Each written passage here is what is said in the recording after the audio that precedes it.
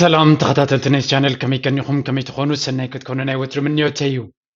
ሎሚ ንሪኦ ኣርእስቲ ንኩልና ኣብ ጉዕዞ ሂወትና ዘድልየና ሓደ ሰብ ለባም ብሱል በልሕ ዝገብሮ ነገር ክንሪኢና በንጻሩ ድማ ለባማት ሰባት ወይ ከዓ በላሕቲ ሰባት ዘይጥቀሙለን ዘወግድወን ኣብ ሂወቶም ድሕሪት ስለ ዝመልስዎም ዝገጥፍወን ነገራት ክንገብር ክንሪኢና ነዘን ነጥብታት እዚኣተን እንድሕር ገዲፍና ኣብ ሂወትና ርኡይ ለውጢ ክንርኢ ከም ንኽእል ድማ ከረጋግፅ ይፈቱ ስለዚ ብሙሉእ እንተን ነጥብታት ክሳብ መወዳእታ ራእይ እውን ኣብ ሂወትኩም ከም ዝሕግዛኩም ድማ ብዘይ ቃል ዓለም ክሕብር ይደሊ ከናዋሕና let's dive in okay point number 1 avoid distractions in their life in your life so ለባማ ሰባት ብሱላት በላሕቲ ሰባት ዝበሃሉ ተቐዳመይቲ ትጠቕሞም ነገር እንተላ ኣብ ሂወቶም ዘውፅኦም ካብ ዕላማኦም ካብ መንገዶም ዝኣልዮም ዘጎናድቦም ነገራት ይኣልዮም ካሊእ ዛረብ የለኹም ቴሌፎንና ብቴሌፎንና ዝመፅእ ኖቲፊኬሽንስ ናይ ዝተፈላለዩ ኣፕሊኬሽንስ ክኾን ይኽእል ብፍላይ ድማ ዜና ናይ ዝተፈላለየ ዓይነት ዜና ብዝተፈላለየ መንገዲ ክመፀና ከሎ ንሓንጎልና ናይ ምቁፅፃርን ንሓንጎልና ካብ ዕላማታቱ ናይ ምስሓብን ምእላይን ክእለት ስለ ዘለዎ ንጠንቀቕ ምናልባት ዜና የድልየና እንተኮይኑ ግዜ ምዱብ ግዜ ንግበረሉ the whole day ዜና ክንሪእሉ ንኽእል ወይ ክሳብ ክንዱ ናይ ዜና ኣገዳስነት ኣለዎ ማለት ኣይኮነን ምሸት ድዩ ቀትሪ ድዩ ገለ ግዜ ዜና ክትርኢ ፅቡቕ እዩ ሓበሬታ ኣብ ዓለም እንታይ ይካየድ ኣሎ ፅቡቕ እዩ ግን ሙሉእ ግዜኻ ኣብ ዜና ናብ ፖለቲካዊ ነገራትን ተኣሊኽካ ትውዕል እንተለኻ definitely ንሂወትካ ክሕግዘካ ኣይኮነን We live in an interruption-based culture, which is really damaging productivity, notification. So, ሂወትና ብተደጋጋሚ መኻልፎ ዘለዎ ኣብ ሂወትካ በዝን ጥሪንግ እናበለ ካብ ሂወትካ ዘጎናድበካ መዓት እዩ ዘሎ smart people know that to be productive and achieve your goals you simply must get rid of distractions እቶም በላሕቲ ዕውታት ሰባት ኣብ ሂወቶም ካብ ስርሖም ካብ ትምህርቶም ካብ መንገዶም ዘጎናድቦም ነገራት ብሎክ ገብርዎም avoid ወይ ከዓ የወግድዎም ነዚ ክሳብ ዘይወገድካ ርኡይ ለውጥ ኣብ ሂወትካ ክትገብር ኣይትኽእልን ኢኻ ምኽሪ you must understand that your creativity comes alive when you spend time alone focusing on your projects without distraction so እቲ ዝበለፀ ፈጠራውነት ብሉፅ ስራሕ ፅቡቕ ስራሕ መዓስ እዩ ዝፍጠር ንሪኢልና ሓንጎልካ ኣብ ስራሕካን ኣብታ ዝሓሰብካ ፕሮጀክት ወይ ዕላማ ኣተኲርካ ካልኦት ኩሎም መኻልፎታት ወይ ከዓ ከጓናድቡካ ዝኽእሉ ነገራት ብሎክ ጌርካ ናብ ኣጥራይ እናጠመጥካ ተኸይድካ ሽዑ እዩ ዝመፅእ ብሉፅ ስራሕ ፅቡቕ ስራሕ ስለዚ ሓደ ስራሕ ኣገዳሲ ስራሕ ውፅኢታዊ ስራሕ ክሰርሕ እንተደሊኺ ንቴሌፎንኪ ነቶም ኩሎም ዲስትራክሽን ዝገብሩልኩም ወይ ከዓ ካብ ስራሕኩም ዘጎናድብኹም ዕፀውዎም ፎከስ ኦን ዳት ወርክ ኣብታ ስራሕ ፎከስ ጌርኩም ኪዱ እዚ ድማ ይሕግዘኩም ካልእ ዘየድልየኩም ኖቲፊኬሽንስ ኣይተምፅኡ ንኣብነት ኣነ ሓደ ክልተ ሰለስተ ኣፕስ ኣለዋ ካብአን ጥራይ ኖቲፊኬሽን ክመፀኒ ዝደሊ እሱ ድማ ምስ ፕራይቬት ሂወተይን ምስ ቢዝነሰይን ስለ ዝተሓሓዝ ካልእ ኩሉ ግን ኖቲፊኬሽን ኣይድልየንን እዩ ኣብቲ ዝደልዮ ግዜ ከይደ ክሪዮ ስለ ዝኽእል number 2 blame their mistakes on others smart people ብሱላት ሰባት በላሕቲ ሰባት ናቶም ጉድለታት ንኻልኦት ኣይጥቀንዎን እዮም ናቶም ፀገም ናቶም ሕፅረታት ኣብ ካልኦት ሰባት ከላግብዎ ኣይፍትኑን እዮም እንታይ ማለትና እዩ We all make mistakes. But some people tend to avoid owning their own mistakes. They don't want to take responsibility because it takes them to look. So, كل سبي جاجة يعنكف يودق. جل سبات نتي قدلتهم تجمعهم حترتهم ريوم تأمينهم حلافنا توسيدهم كالريوي في التنزيهم تنبلعتهم. جل سبات قد نتزجاتهم تجمعات ودكت نابكالوت كتكونون كم سلز جبرت نزل سلز جات مني بمبال ሓላፍነትካ ምውሳድ ይሃድሙ ዓበ ብስራት ንተኸታተልቲ ናይዚ ቻነል መቸም ኣብቲ ግላዊ ትሕዝቶታት ወይ ከዓ ኮርሳት ናተይ ብዙሓት ተማሂርኩም ክትመሃሩ ትደልዩ ከም ዘለኹ ይፈልጥ እየ እምበር ብምኽንያት ምጅማር ናይዚ ዓመት ብዙሕ ኮርሳት ናትና ንሓፂር እዋን ዲስካውንት ጌርናሉ ኣለና ከድኩም ነቲ ኮርሳት ካብ ዌብሳይት ወሲድኩም ኣክሽን ውሰዱ ቴንክ ዩ ቨሪ ማች እዚኣ ሓደገኛ نخلو سبات رادي كونس نعانا حدا جنيا زبهر زيا. A smart person doesn't do that. If they don't take responsibility for it now, they will never grow to avoid it happening again in the future. ስለዚህ ጌጋ ውጥቀት ክፋል ናይ መንባር እዩ مسجات مكا حلافنة وسيتكا كتعريوه بجاسالك كتمهارولون كتعريون حلافنة زي توصل تخين كان كتعبي أي تخيلنيها سلزي نقولتك نجيجها تقبلك حلافنة وسيتكا كتعريو مفتان أو يزولت بسلت. They set aside their ego for the benefit of learning. كم دما ولا أنا النت أنا دو أنا خلو خدو كم زي لتجاجي قبل ودي قبل. No, everybody can make a mistake. أنا خجبر خيل تزبلت أسب زبحلو يتزلب بمسب زبحلو إنك جاجي خيل تلبونا بيزلو أما جاي كذا يكونس تجاجي ويغرتها زياجي يعني را قلت يعني را تماهير الله أنت أري ملان اللوهيلكا مغرب زيادة أجداسيت زيادة ما كابت جيجا خدمة كتمهار كلها إنا نبل زلنا أو يزلوتي بلج أمالتي. Number 3, focusing on large goals. زيها تبقى كوينا خصم معنا تخليها حنت كابتن نودكات زك على عن سباتها سالم أنت علامة خا أبي علامة كله كخليو تزبلت بقط أباديو بأكلاديو بخلو نجار زبلت إذا أبي علامة كله كخليو let's say تزغل العلامات ناي جنزب سلا زخونة كنت قصر سلا تخل مالتي مليونير كونية بليونير كونية زبل علامة كله كخليو which is good and it's possible يكالي أبزع جزلنا زمان بفلاي دما انت خوني علامة غيركا كينا كتب بس كخلخ انت خوينو انت جبركا نخيت خدو تسفات يغرصك سلازي ولا تزعبي علامة كيغا انت مالتيو نتججف علامات راي كينا كتب بس كخلخا علامات راي ناتغاغم كتخيت خوينكا كعصوكا خلي. Large goals are exciting but they can be daunting too. It's like looking up to a large mountain gulping with a fear education. I have to claim that. لك أب علامة كم أب جبر أيو أفتحت خين كانوا زغلوا كوي كديبو كتبل كلها وا يترفن كتبل تخليها لكن دوجن أفتانيش تيك بتسيه زك ديبيجن كن زك زي سلزلنك أسئلة ستيب باي ستيب خده دعريلكي كن بتصحون خلينا سلزنا حنقولنا نتعلمنا نخون بتصحو كأمنكم زلوا كن جبرهم كلا لنا. Smart people know that feeling too well. Instead of looking into a large project, they break the projects into smaller ones and that they can do every day. So لبا ما smart سبات نبلهم تيجبروا نتعب علامة يمغلوه أبحمش عمت مليونير كونية بأسرت عمت مليونير كونية سلزي أبو خبته عمتاوي كم زخيد علني ورحاوي كم زجبر علني سومناوي معالتاوي بساعات سلزي تعب علامة قبلهم معالتك انتهي كتجبر لك حفلت عليك أبزالو معالتي انتهي كتجبر لك زي تفلت خوينكا وي مدو بكفال سرحت زي بالكا تعبى علامة قد بس حيتخلنيها sorry so نتعبى علامة مغاقيلكا أم معالتا ونتفتاتنا هيوتكا integrate حواوسا سلازي معالتا وتانيش سقمتنا قبركا حتكيت كلها نفتعبى سقمت قد بزح زغال لي يخون. So if there is a goal to have 100k USD in 10 years then break it into yearly 10k نابنت كل زبالة أب عصرت عمت 100 شح سيف كجبرين هاي الكابرالارس أب عمت تقول لها عصرت الشح أورحي كندي أبصومن أبو كمنا ملكا break it down so that you can manage it. Next step كنا ذا حمرت عاوت حاجوس انت بالمتحفي نبدأ حسب تقييمها بزوت حستوتاتنا يقولك أو عبيت اللوا أبتقاهم كابز ويب سايت تحت زلوا قيدكم كتوزدوا تقولوا تكملوا تقولوا thank you. Now let's go. Number 4, not treating problems as opportunities. This is my favorite. زيا تاننا زبكة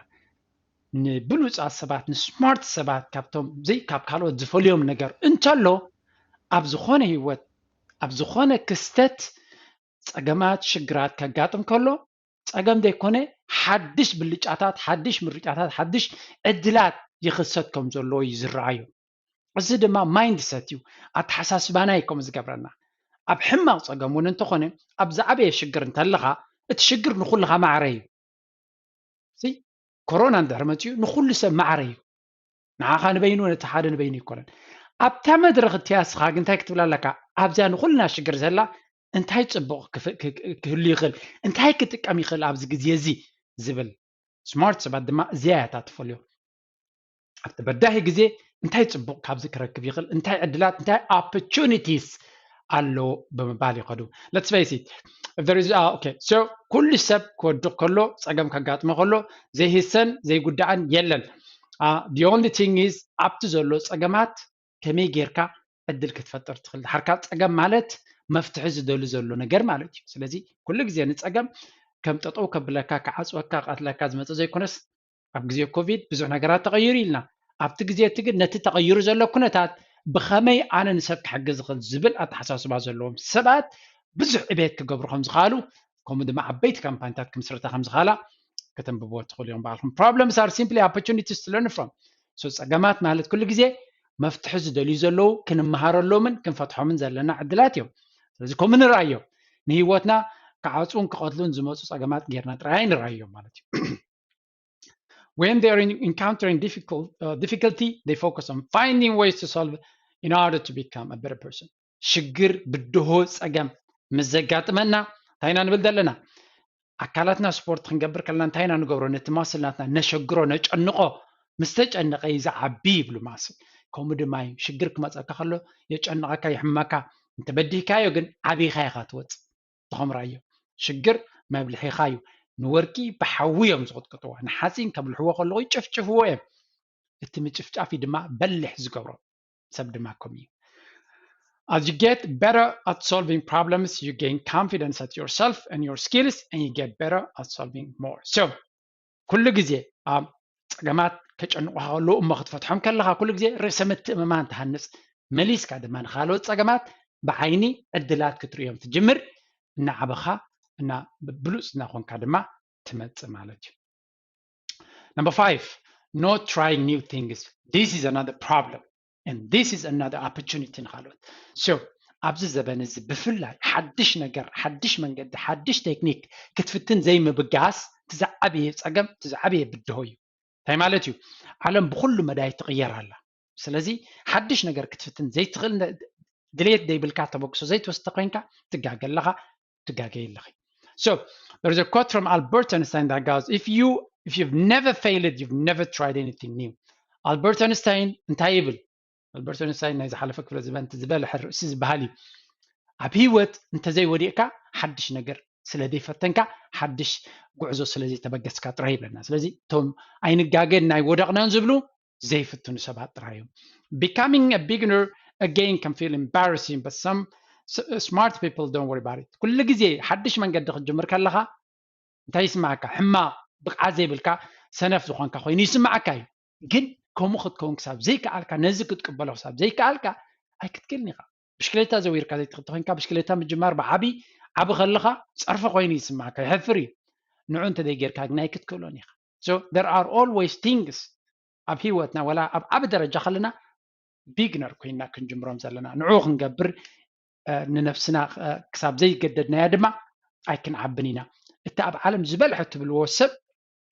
ዝበልሐ ሰብ ትብሎ ኣብ ገለ ዓውዲ ዜሮ ይፍልጠቱ ዜሮ this I can tell you ስለዚ ኩሉ ግዜ ሓደ ዓውዲ ክትምሃር ከለኻ ወላ እኳ ኣብ ታሕቲ ውረድ እምበር ነፍሲ ወከፍ ሰብ ኣብዚ ዓለም ዘሎ ኣብ ገለ ዓውዲ ንኣብነት give me a name I don't know the smartest person Elon Musk ትግርኛ ይክእል so he is zero or a beginner ኣብ ትግርኛ as simple as that so ነፍሲ ወከፍ ሰብ ኣብ ካል ዓውዲ ካብ ዜሮ እዩ ዝጅምር ሕማቅ ክስማዓና የብሉ They've open mindset. They face fear but focus on giving their best. كل ጊዜ ሓድሽ ነገር የሰንብዶም የፍርሆም እዩ ሓንጎሎም ግን ክፉት እዩ ሓድሽ ነገር ወላ ናፍርሆም ይፍትንዎ ይፅዕሩሉ ኩሉ ግዜ ድማ ካብኡ ተማሂሮም ይዓብዩ They are happy to fail and pick themselves up. ክወድቁ ከለዉ ይስምዖም እዩ ይቕንዝዎም እዩ ይሕመሞም እዩ ግን ክመሃረሉ ዓብየሉ ብምባል ስለ ዝርይዎ